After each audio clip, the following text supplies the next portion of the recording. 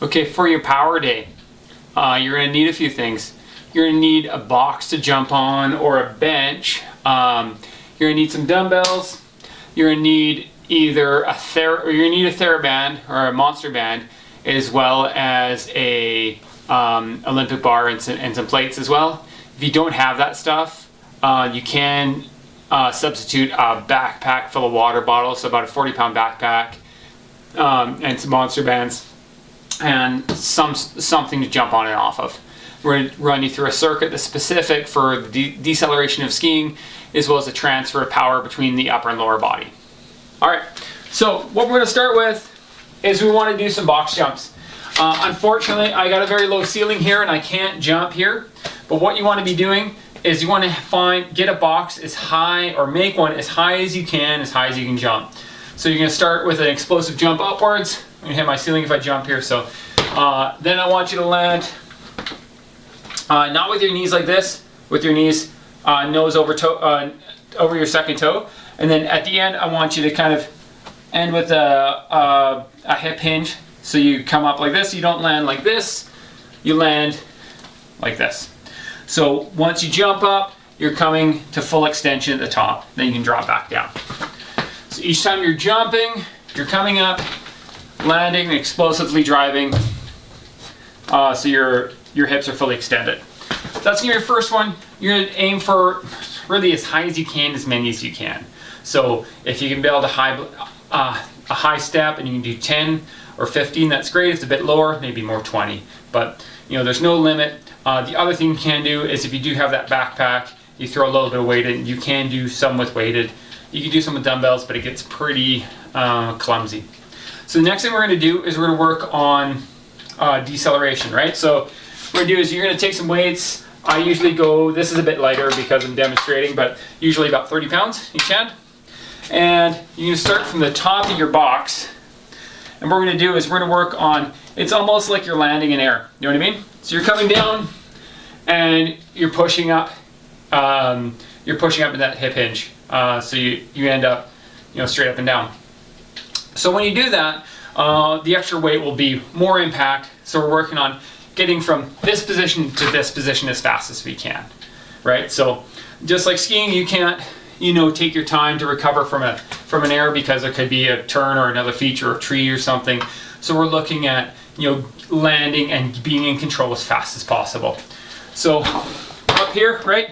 We drop down and up as fast as we can. Step with the left leg, drop down, fast as up as we can. Step over the right leg, drop down, fast as up as we can. Next, what we do to make it a little bit harder is we're gonna drop down and do that hammer curl on the way up, just to make it more intense. Right leg up, down, up as fast as we can. And next, what we can do is think about trying to make that impact as small as possible for a couple, and then as deep as possible. So essentially we want to create some variation in how deep we're going into that squat. Because with each landing, we could land in a different position, right? So it's a bit of a funny exercise, but it's more working on those negatives, on that landing and amortizing back up as fast as we can. Next, what we want to do is we want to connect the power of the legs through the core into the arms. Again, we're strengthening those arms to create more stability, decrease injury. So we can do thrusters with either a bar or with some dumbbells. I have dumbbells in front of me, so I'll use those. Again, just like we talked about the squat, knees over second toe, get down to where we're the thighs are level with the ground. So you'll have your free weights or your bar. Drop as low as you can, and then push as fast as you can into that full extension. So pushing as fast as you can for 20. Actually, let's do 10. Let's do a little bit more strength.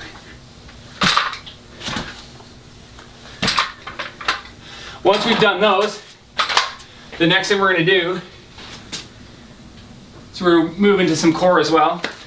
So we want something that'll work on our legs, core, back, and that hip hinge we've been talking about to get from that landing position up into that control position. So what we can do with our bench, get your butt on the ground, we can roll an Olympic bar over our waist, or we can take a TheraBand, a monster band, wrap it around our waist and pin it to something in the ground. We're going to be doing thrusters. I usually will use a plate on either side. It's actually surprising how much weight you can move like this. Again, we're going to do 10 if we can. Again, get into that bottom position and powering up as fast as we can for 10. So once we've done that, we're going to move to some other jumping.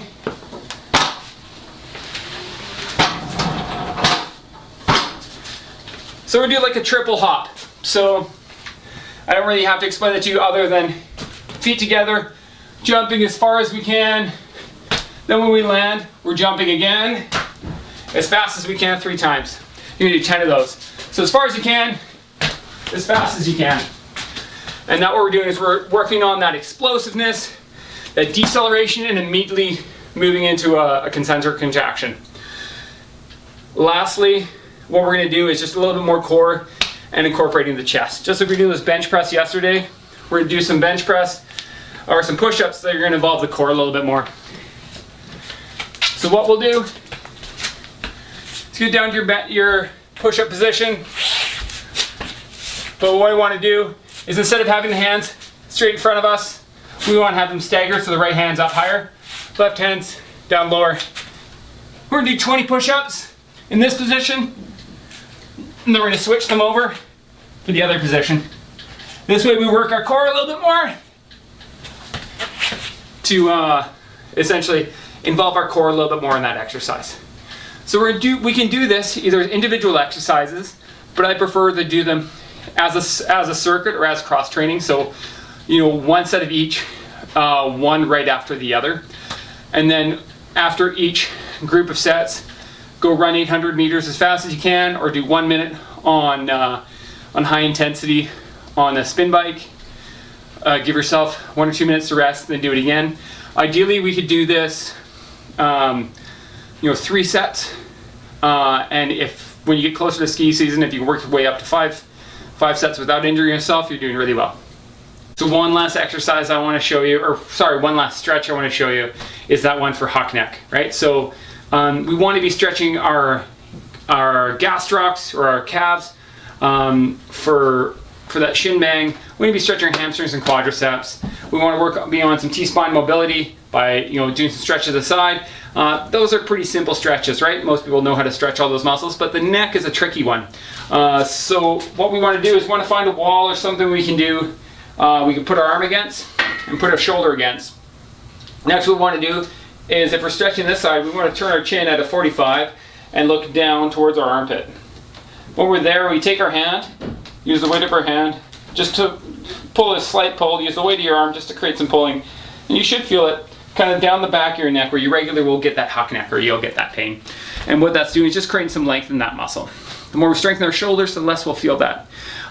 Do 30 seconds on both sides, even if you have pain on one side, just to help balance and help the antagonist muscle. If you have any questions about any of this stuff, make sure to hit me at chrismansbridge.com or leave a comment below.